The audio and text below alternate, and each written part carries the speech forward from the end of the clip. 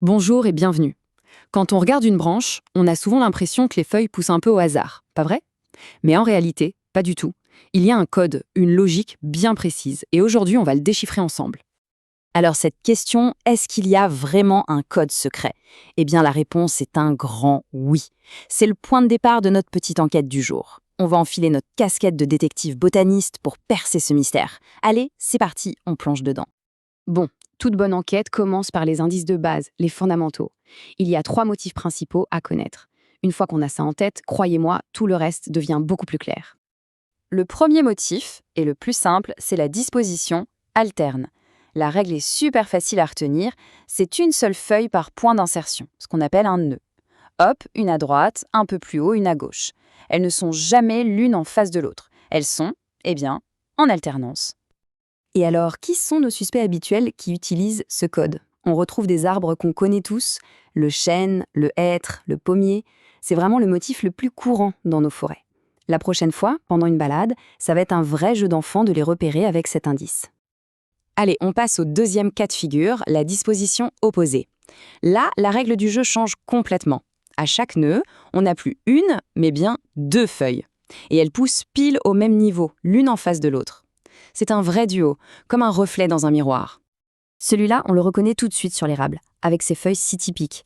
On le trouve aussi sur le frêne. Et attention, le frêne, on va en reparler, c'est un cas un peu spécial. Et même des plantes toutes simples, comme l'ortie blanche, suivent cette règle super stricte du 2 par 2. Et enfin, notre dernier motif, c'est la disposition verticier. Alors lui, c'est le plus rare des trois, c'est un peu l'exception. Ici, ce n'est pas une, pas deux, mais au moins 3 feuilles qui partent du même point sur la tige. Ça forme une sorte de petite collerette, un verticille. On va surtout le croiser chez les plantes herbacées, vous savez, comme le gaillet qu'on voit souvent au bord des chemins. C'est beaucoup plus rare de voir ça sur un arbre. C'est un peu, disons, l'exception qui vient confirmer les 2 grandes règles qu'on vient de voir. Ok, maintenant qu'on a posé les bases, les 3 motifs principaux, on va s'attaquer au cœur du problème.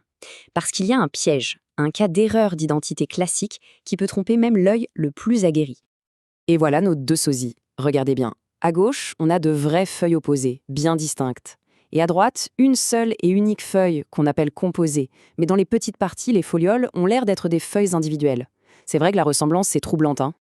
Et cette confusion, elle est hyper fréquente. Ça prouve à quel point notre cerveau peut nous jouer des tours. On voit 2 trucs face à face et hop, notre cerveau crie opposé. Mais la réalité botanique, elle, est un peu plus subtile que ça. Le frêne dont on parlait tout à l'heure, c'est l'exemple parfait de ce déguisement. Sur le frêne, les feuilles sont bien opposées sur la branche, ça c'est vrai. Mais chaque feuille est elle-même composée de plein de petites folioles qui sont, elles aussi, en face les unes des autres. C'est un vrai double jeu, ça sème le doute partout. Alors comment on fait pour ne plus jamais tomber dans le panneau? Comment on résout ce mystère une bonne fois pour toutes? Eh bien, il existe une règle d'or, un indice infaillible, le seul truc qui ne ment jamais. C'est la clé de toute notre enquête. Voilà la méthode de détective en 3 points. D'abord, on cherche le bourgeon. Ensuite, on vérifie le pétiole, la petite tige de la feuille. Et enfin, on regarde s'il y a un axe central, qu'on appelle le rachis. Ces 3 indices sont utiles? Oui, mais il y en a un qui est la preuve ultime, l'indice qui clôt le dossier. Et le voilà, l'indice ultime, la règle d'or, c'est le bourgeon. C'est ça, c'est l'indice qui ne ment jamais. Une vraie feuille, qu'elle soit simple ou composée, a toujours un petit bourgeon à sa base, sans exception. Mais au fait, c'est quoi un bourgeon? C'est cette petite excroissance qu'on voit à la base de la feuille.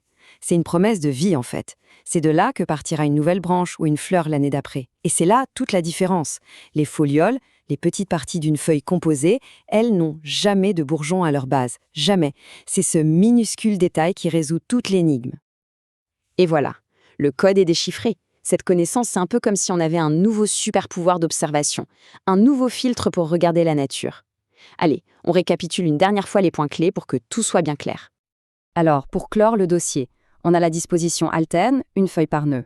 L'opposé, 2 feuilles par nœud. Et la verticillée, 3 feuilles au plus.